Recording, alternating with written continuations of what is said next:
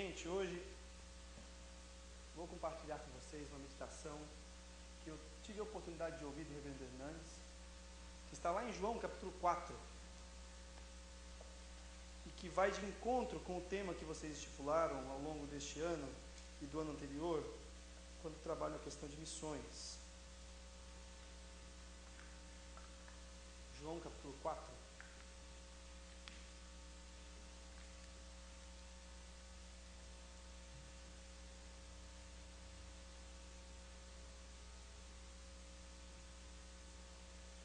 Nós leremos a partir do primeiro versículo.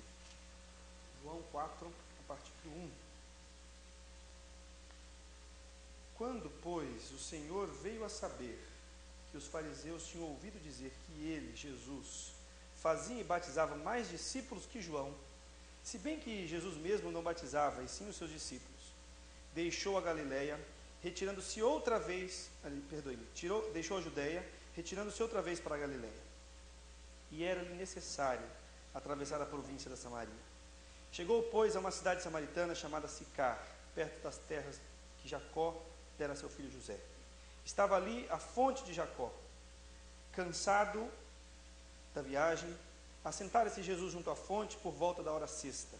Nisto veio uma mulher samaritana tirar água.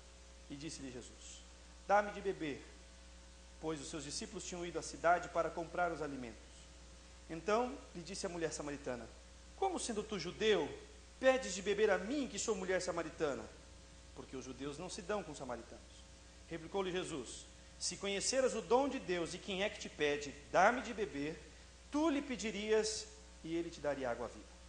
Respondeu-lhe ela: Senhor, tu não tens com que tirar, e o poço é fundo. Onde, pois, tens a água viva? És tu, porventura, maior que Jacó, o nosso pai, que nos deu o poço, do qual ele mesmo bebeu, e bem assim seus filhos e seu gado?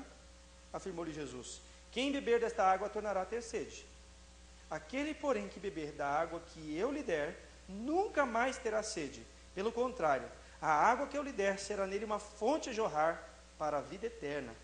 E disse-lhe a mulher: Senhor, dá-me dessa água, para que eu não mais tenha sede, e nem precise vir aqui buscá-la.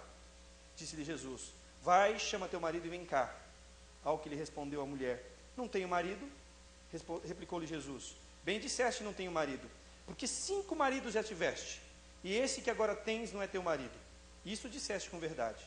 Senhor, disse-lhe a mulher, vejo que és profeta. Os nossos pais adoravam neste monte. Vós, entretanto, dizeis que é em Jerusalém o lugar onde se deve adorar. Disse-lhe Jesus: mulher, podes crer-me que a hora vem, quando nem neste monte, nem em Jerusalém adorareis o Pai. Vós adorais o que não conheceis, nós adoramos o que conhecemos, porque a salvação vem dos judeus. Mas vem a hora, e já chegou, em que os verdadeiros adoradores adorarão o Pai em espírito e em verdade, porque são estes que o Pai procura para seus adoradores. Deus é espírito, e importa que os seus adoradores o adorem em espírito e em verdade. Eu sei, respondeu a mulher, que há de vir o Messias chamado Cristo. Quando ele vier, nos anunciará todas as coisas. Disse-lhe Jesus: eu o sou, eu que falo contigo. Neste ponto chegaram seus discípulos e se admiraram de que estivesse falando com uma mulher. Todavia, nenhum lhe disse: que perguntas? Ou, por que falas com ela? Quanto à mulher, deixou o seu cântaro, foi à cidade e disse àqueles homens: vinde comigo e vede um homem que me disse tudo quanto tenho feito. Será este porventura o Cristo? Saíram, pois, da cidade e vieram ter com ele. Baixe sua cabeça, meus irmãos. Deus, nós te rogamos, Pai, em nome de Jesus, permita que nós compreendamos a tua palavra. Fale conosco, Senhor. Usa o teu servo e por meio do teu Espírito Santo clareia a nossa mente. Em nome de Jesus. Amém. Quero lhes trazer uma palavra a respeito das estratégias de Jesus para a evangelização. As estratégias de Jesus para a evangelização. Eu fico pensando, vocês já leram aí algumas vezes, talvez alguns capítulos do livro de João. E João, no capítulo 3, ele fala de Nicodemos, certo? Está aí no Nicodemos? No capítulo 4 ele fala de quem? De quem? Da A mulher samaritana. Pensem comigo. Nicodemos, homem. A mulher? Mulher. Redundante, né? O homem rico. A mulher? Pobre. O homem? Letrado. A mulher? Iletrada. O homem reconhecido na sociedade. A mulher? Desprezada, samaritana. O homem de uma moral ilibada. Uma moral para cima. A mulher? Uma moral duvidosa. Por que será que João teve o cuidado de colocar no capítulo 3 a respeito de Nicodemos e no capítulo 4 a respeito da mulher samaritana? Qual foi a preocupação de João? De pegar um homem, uma mulher, um letrado e uma pouco conhecedora das escrituras, das letras, de um homem rico, uma mulher pobre. Por quê? Porque o evangelho de Jesus, ele é para homem e mulher, para rico e para pobre, para branco e para negro. O evangelho de Jesus é para quem sabe muito e para quem não sabe nada. O evangelho de Jesus é para todos. E João está dizendo, todos os tipos de homens precisam de Jesus. Não importa se é um homem ou se é uma mulher. Não importa. Importa que todos precisam. Agora é interessante que Jesus tivesse ido para Samaria. Diz o nosso texto que ele foi para a cidade de... Olha o texto. Cidade de Sicar. Ele sai da Galileia. Isso mesmo. Ele saiu da Galileia e ele foi para Samaria, para a cidade de Sicar. Havia 3 caminhos para ir para Sicar, para ir para a Judéia, né, para onde ele queria ir. Ele diz o nosso texto, veja que ele saiu, está lá no 2, no 3, deixou a Judéia para ir para a Galileia. E aí ele parou na cidade de Sicar, em Samaria. Tinha 3 caminhos para ir. Ambos contornavam. E Jesus escolhe ir por Samaria. Interessante notar que Samaria era o caminho mais perigoso. Era o caminho era o mais perto, mas era o mais perigoso, porque era uma terra estranha. Por que Jesus, ele decide passar por ali? O que o leva a sair da Galileia, da Judéia sentido a Galileia, tendo que passar por Samaria, podendo dar voltas, mas ele decide passar por ali? Detalhe, as pessoas em normal juízo davam a volta. Jesus escolheu passar por ali. Por quê? Já pararam para se perguntar sobre isso? Você consegue ver isso no texto? Está no texto. Veja o versículo 4, o que diz aí? Era-lhe necessário. Por que era necessário? Porque havia um plano de Deus para aquela mulher. Havia um direcionamento, um propósito, a intenção de Deus de chegar ali.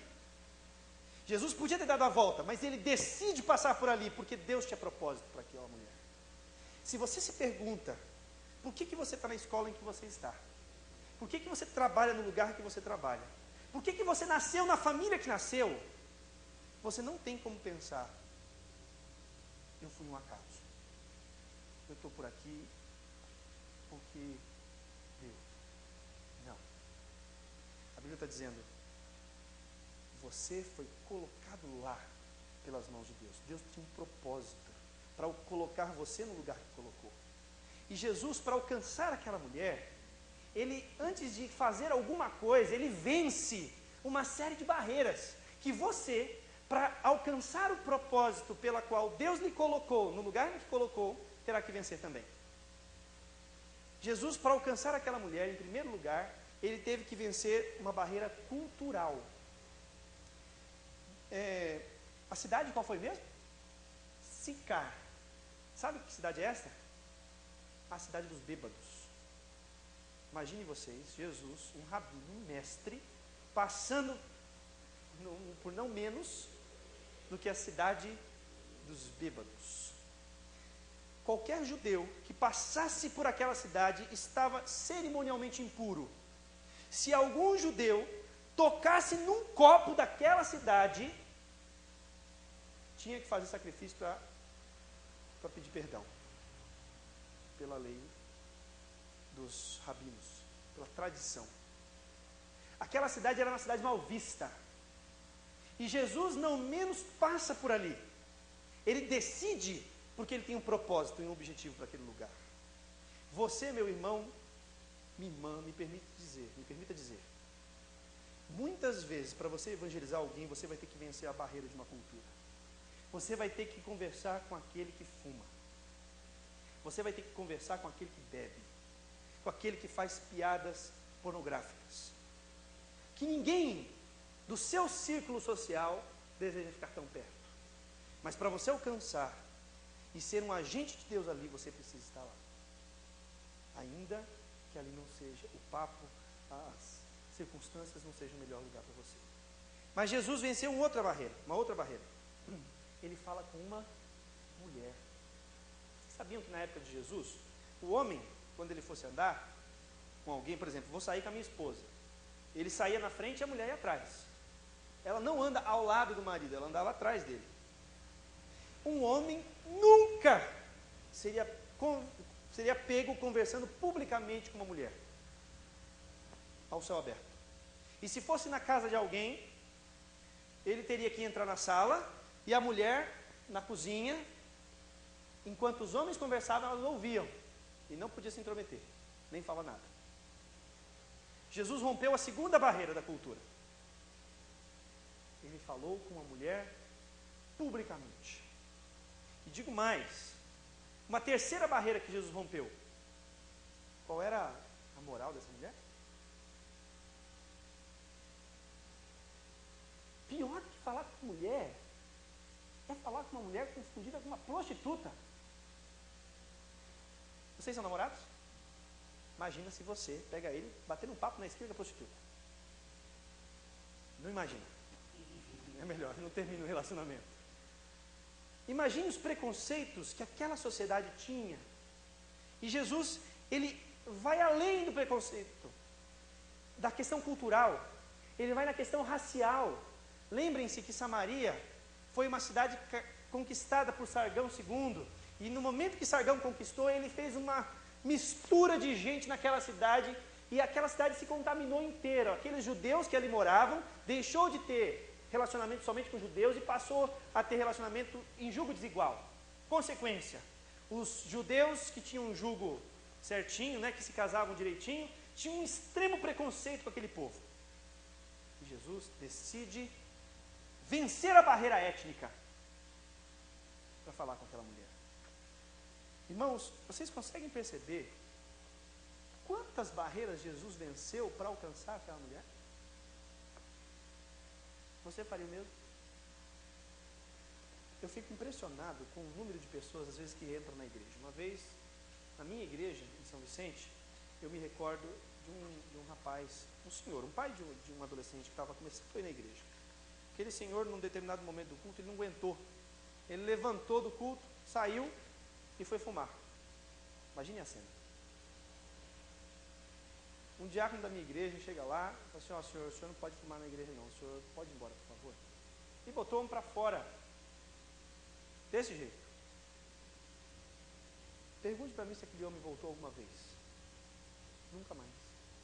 Eu não estou falando que tem que aceitar que ele fume, não estou dizendo isso, mas que a gente tem que ter sabedoria, e que a gente tem que saber, para alcançar alguém, vencer as barreiras que muitas vezes nos afastam, barreiras que nos colocam em distância realmente. Nós temos uma distância considerável dele, mas nós precisamos ir até o mundo dele para resgatá-lo, para pregar para ele. E é isso que Jesus foi fazer.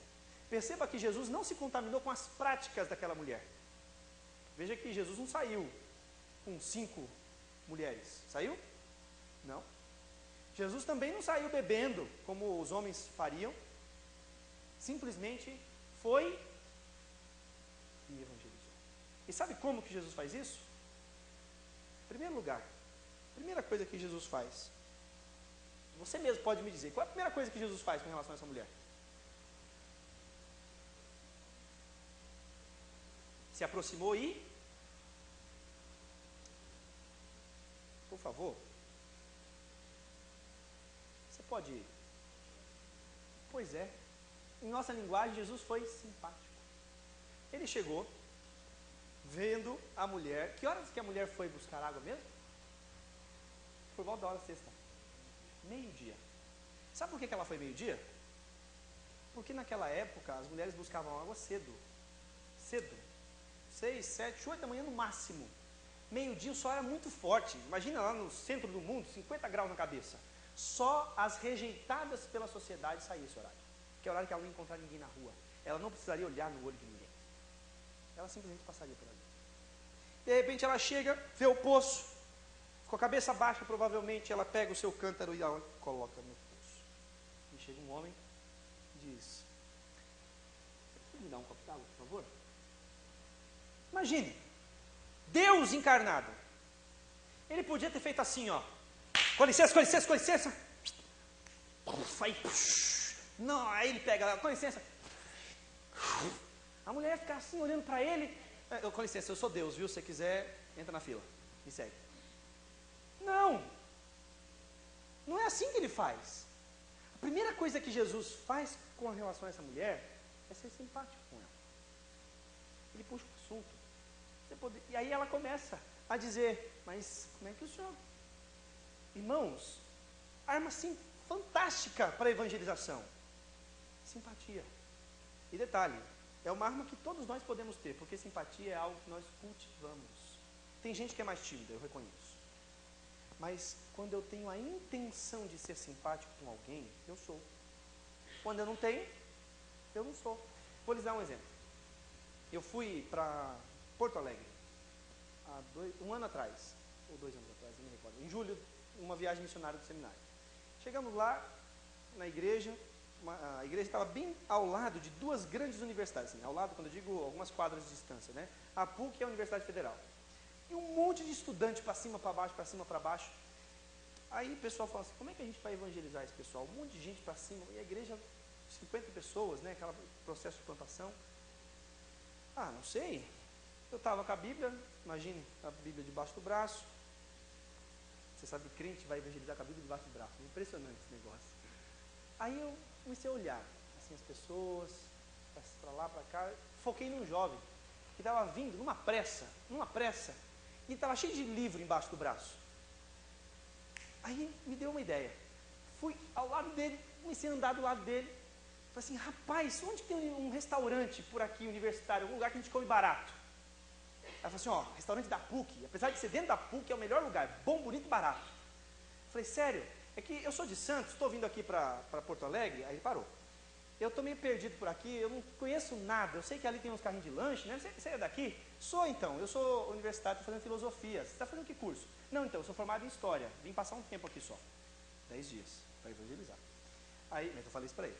Aí, então, ali tal lugar, então, você é filósofo, cara, eu gosto muito de filosofia. A gente podia estudar, eu tenho alguns estudos em fonte primária da filosofia antiga, você topa? Topo? Então, eu estou morando aqui perto, vou ficar 10 dias só aqui. Mas se você topar, a gente pode conversar, a gente estuda isso. Pode ser, onde você mora? Peguei o endereço dele, ele me deu o endereço. Falei: ó, eu estudo a Bíblia. Aí ele: a Bíblia? É, a Bíblia, mas fique tranquilo, a gente vai estudar filosoficamente o livro de João, e a gente pode tentar tirar algumas lições preciosas, você vai ver como que interessante. O menino não aceitou. Tudo começou com um ato de simpatia. E Jesus, simplesmente assim, chega junto da pessoa, chega perto dela e entra no mundo junto com ela. Se você está pensando em investir em alguém, no sentido de plantar o Evangelho no coração dela, não perca tempo. Abra um sorriso no rosto, seja simpático. E digo mais, seja simpático com os irmãos que vêm. Tem tantas pessoas que vêm na igreja e não são nem percebidas. Sejam simpáticos. Se vocês não têm tempo de ir para um campo missionário, de investir muito, torne a igreja o seu campo missionário. Torne o seu trabalho, a sua escola, sua família que não se converteu ainda. Tudo começa sendo simpático. A segunda coisa que Jesus faz, veja lá o versículo 10. Jesus diz: se conheceras o dom de Deus e quem é que te pede dar-me de beber, tu lhe pedirias e ele te daria água viva. Respondeu ela: Senhor, tu não tens com que tirar, o poço é fundo, onde tu tens água viva? És maior do que Jacó, nosso pai, e assim continua o texto. O que Jesus fez em seguida? Primeiro, Jesus foi simpático. Segundo, Jesus despertou a curiosidade da mulher. Perceba que a mulher ela foi pegar água e em meio à água Jesus conseguiu trazer um assunto importantíssimo para ela. E o assunto é a salvação da alma dela. Jesus está falando aqui de um assunto maravilhoso, incrível, de um assunto que todos os homens procuram resposta. Porque se você chegar junto de alguém que não crê, que nunca ouviu falar de fé e não quer nem saber disso, há perguntas que ele pergunta para si mesmo e que ele não consegue chegar em resposta alguma. E ele deduz algumas respostas, mas que ele não tem como provar nada também. Se você perguntar para ele, tá, e da onde eu vim? Como que nós chegamos aqui? Ele vai dizer, pode ser a evolução. Certo, e o primeiro? O primata. E o primeiro, a evolução regular, a partir da primeira célula, que veio dos gases. Que veio um mistério. E se ele passar a noite pensando nisso, ele entra em parafuso. Se você ficar pensando quem foi primeiro, tenta pensar. Dá nó na cabeça. Agora, tem algo que incomoda mais, que começa bem devagarzinho na tenra idade, mas que vai incomodar muito lá no final da vida. É quando você pergunta assim, o que vem depois que morre? O que acontece com isso? Nós respondemos. Aquele que não crê, vai dizer, não sei. E o coração fica angustiado, sem ter noção do que vai acontecer. E se você perguntar ainda por que ele vive aqui, para que ele vive, no máximo o que ele vai dizer, para ser feliz. Quem disse que é para ser feliz? Com base em que você me prova isso? Não prova. Portanto, Jesus está dizendo, o assunto que eu vou lhe trazer agora é um assunto importante para você. Mas você, cristão, tem que aprender a despertar curiosidade nas pessoas e partir das dúvidas dela para conseguir inserir o Evangelho. O problema é que nós, muitas vezes, estamos tão alienados do mundo do outro que a gente nem sabe o que o outro está pensando. A gente só sabe porque Deus amou o mundo de tal maneira que deu seu Filho unigênito, que para que todo aquele que nele crê não pereça, mas tenha vida eterna. E se a pessoa pergunta assim, mas o que é perecer? Você não sabe? E fica. Irmãos, Jesus em primeiro lugar, ele foi simpático. Em segundo lugar, ele despertou a curiosidade da pessoa, daquela mulher. Em seguida, em terceiro lugar, Jesus desperta a sua necessidade. Veja, em seguida aqui, versículo 13. Quem beber desta água, diz o texto, tornará a ter sede. Aquele, porém, continua o texto, que nunca mais,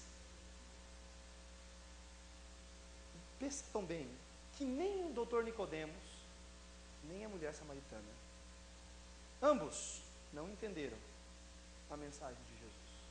Nicodemos pensou que ele tinha que nascer de novo. De que maneira? Da barriga da mãe, fisicamente. E a mulher samaritana pensou que Jesus estava falando de água física. Jesus estava falando de algo que vai muito além da água física. Algo que é capaz de preencher o vazio absoluto do nosso coração. Que nem dinheiro pode fazer. Ainda que o jovem trabalhe a sua juventude inteira, sonhando um dia ter um carro melhor, uma casa melhor, e enche o seu tempo com 16 horas de trabalho por dia para ganhar muito dinheiro, ainda que ele viva assim, lá na frente, ele não se sente bem. Ainda que aquela mulher, como muitas mulheres e homens hoje, procurem encher o seu coração de outro relacionamento, saindo de um entrando em outro, saindo de um entrando em outro, saindo de um entrando em outro, balada atrás de gente bonita, sexo atrás de sexo e que não leva a nada, e cada vez que termina eu saio pior do que como eu entrei. Então, às vezes é dinheiro, sexo, poder, prazeres, não importa. Tem gente que vai atrás de doutrina, de crença, eu quero me apegar em alguma coisa. E sai atrás de simpatia, de todo tipo de religiosidade possível. E Jesus está dizendo, não adianta você sair de um relacionamento, entrar em outro, sair de outro, entrar no terceiro e vir para o quinto. Não adianta. Você precisa de um Salvador. Nicodemos também. Esta mulher, principalmente. Porque Jesus, em primeiro lugar, desperta a simpatia. Em segundo lugar, desperta a sua curiosidade. Em terceiro lugar, a sua necessidade. Em quarto lugar, eu já saí do ponto presbiteriano, né? Desperta a consciência da mulher. Veja aí o versículo 16. Vai, chama teu marido e vem cá. Olha o que ele respondeu à mulher, não tenho marido. E Jesus disse, bem disseste não tenho marido, porque 5 já tiveste, e este que agora tens vai ter um marido. Isto disseste com verdade.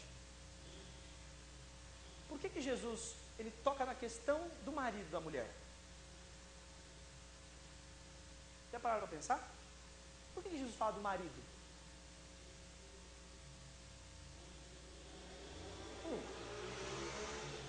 Ele já não tinha falado da água?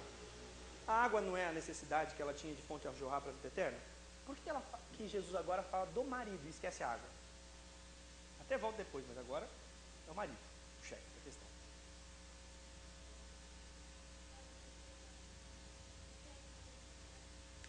Consciência. Sem consciência de pecado, não há necessidade de um Salvador. Sem consciência de pecado, não há necessidade de um Salvador. Mas eu quero que vocês prestem atenção nisso. Jesus poderia ter chegado na mulher, imaginem a cena de novo, voltamos para lá, Jesus ali, chega, a mulher está pegando água, ele vem, explode a fonte jorra a água, ele bebe a água, a mulher fica olhando, ele manda seguir, mas antes, para de pecar, viu? Sua prostituta. Está pensando o quê? Estou falando para você deixar esse quinto marido, está pensando o quê? E dá um sermão nela. Jesus faz isso? Jesus primeiro foi simpático, despertou a curiosidade dela, a necessidade dela, e então a consciência de pecados. Vejam que uma das últimas coisas que Jesus vai fazer é trabalhar pecado. E nós, ao contrário, a primeira coisa que queremos fazer com alguém que vem para a igreja é que ela deixe a vida dela. Não, por favor, né? E aí a gente elege alguns pecados, porque a masturbação ninguém vê. Se alguém comete, ninguém sabe, tudo bem. Nem se prega, nem se fala. Mas se ele fica na universidade, meu Deus do céu, o cara está ficando. Se ele saiu e fez sexo, pior ainda. Se ele bateu na mãe, ou na mulher, ou em alguém mais, eu não estou fazendo uma apologia a esses pecados, mas estou dizendo, nós temos que intervir, nós temos que tratar, mas no momento específico, na maneira certa, com sabedoria, e como Jesus, sabendo a hora de colocar a mão na ferida. Mas antes disso, já ter higienizado o local, tratado o ferimento, despertado a intimidade e tratado agora o pecado. Irmãos, é impressionante. Isso é sério para nós. Porque nós deixamos de evangelizar achando que o pecado interfere no relacionamento de salvação da pessoa. E aí começa uma série de problemas aqui. Não, mas ela é salva? Não sei, porque ela não dá o fruto. E como é que... então essa é falta de vida com Deus. E a gente já exclui a pessoa, coloca ela num patamar de lado. E Jesus está dizendo, não façam isso. Sejam simples como a pomba, mas prudentes como a serpente. Saibam colocar as palavras certas na hora certa. Joguem sal, para que elas venham sedentas, porque no momento que você ganhar a intimidade das pessoas, elas vão vir para vocês e vão perguntar, e o que eu faço agora com a minha vida desse jeito? Quando você ganhar a intimidade da sua vizinha, da sua colega da faculdade, quando o rapaz conseguir ter um relacionamento profundo com alguém, ainda que essa pessoa seja torta, e ele conseguir então ir além do futebol e das moças e sexo e da comida que come e essas coisas banais na conversa, então a pessoa vai procurar você. E ela vai dizer, olha, minha vida está destruída, cara. Está destruída. Não consigo me relacionar com meu irmão. A gente briga, só tem casa, briga. Não consigo ser fiel para minha namorada. Não consigo. Não consigo desviar o olhar. Não consigo isso. Não consigo mostrar que eu sou incapaz. Eu tenho que mostrar para todo mundo que eu estou bem. Ainda que dentro não estou. Isso me destrói por dentro, mas eu tenho que mostrar que eu estou bem. A pessoa vai lhe procurar. E você vai dizer para ela, realmente, eu também não consigo, rapaz. Mas só quando o Espírito de Deus trabalha em mim, eu sou capaz de fazer uma coisa dessa. Sozinho, não. E a partir disso, você aprofunda na consciência de pecado. Porque sem consciência de pecado, não há necessidade de Salvador. E Jesus está concluindo a sua conversa. Ele primeiro foi simpático, despertou a curiosidade, a necessidade, a consciência de pecado. E agora, por fim, Jesus, versículo 19, até o versículo 24, desperta a necessidade, o sentimento religioso da mulher. E a mulher, ela pergunta, Senhor, vejo que tu és profeta. Os nossos pais adoravam neste monte. Vós, entretanto, dizeis que é em Jerusalém o lugar que se deve adorar. E Jesus lhe diz, mulher, podes crer que a hora vem quando nem neste monte, nem em Jerusalém adorareis o Pai. Vós adorais o que não conheceis, nós adoramos o que conhecemos, porque a salvação vem dos judeus. Mas vem a hora, e já chegou, em que os verdadeiros adoradores adorarão o Pai em espírito e em verdade, porque são estes que o Pai procura para seus adoradores. Deus é espírito, e importa que os seus adoradores o adorem em espírito e em verdade. Os samaritanos, eles criam nos 5 primeiros livros da lei, apenas. E Deuteronômio fala de um Salvador que viria. E fala que esse, ao vir, estabelecerá um lugar para o seu reino, para receber a sua adoração. E essa mulher agora pergunta, onde é isso, Senhor? E Jesus diz, em todo lugar. O problema não é onde você faz, o problema é como você faz. Porque são duas expressões aí, em espírito e em verdade. Em espírito e em verdade. O culto verdadeiro, ele tem essas duas características, o de espírito e de verdade. É possível que alguém seja verdadeiro, mas não, aliás, é possível que alguém seja sincero, verdadeiro, mas sem conhecimento bíblico algum. E é possível que alguém tenha muito conhecimento bíblico, mas não tenha nenhum coração apegado com Deus. E Jesus está dizendo assim, olha, lembra antes disso, daquele versículo que diz, vocês me honram com os lábios, mas o seu coração está afastado de mim? São pessoas assim, frias, vêm à igreja, fazem o que um crente normal tem que fazer, mas o coração está longe de Deus. E Jesus está dizendo aqui, olha, é possível ter um culto sincero e um coração sincero, quando você tiver o Espírito de Deus em você. E aí a mulher imediatamente entende a mensagem, Deus gera fé no coração dela, e como que conclui? Um texto lindo, lindo, quando, veja lá o finalzinho, versículo 39.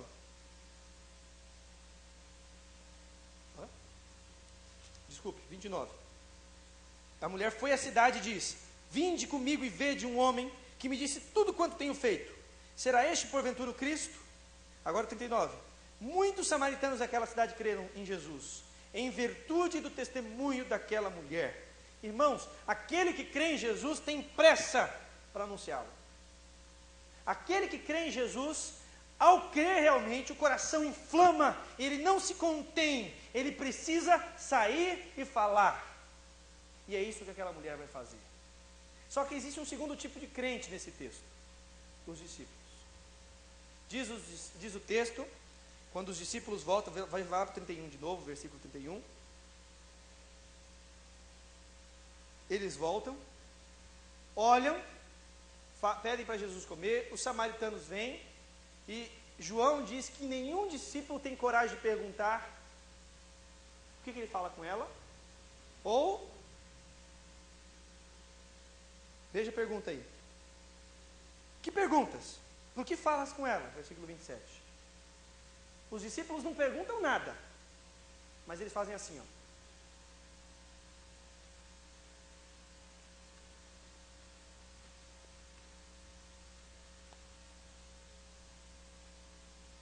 Eles não falam nada. Mas João faz questão de retratar a reação dos discípulos.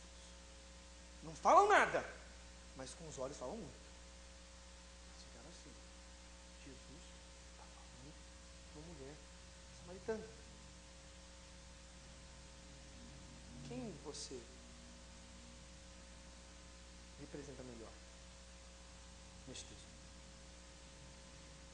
A mulher samaritana, que crendo anuncia com todo o coração, ou discípulos que olham um para o outro, veem as coisas, não falam nada, mas com os olhos dizem tudo.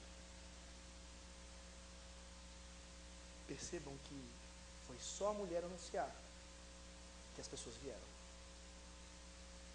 Jesus nos compara a pescadores de homens, mas nós estamos passando agora por um mar. É mar ou rio que salmão dá? É o salmão que pula, né?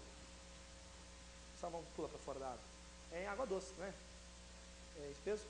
Pois então, nós estamos passando por um rio.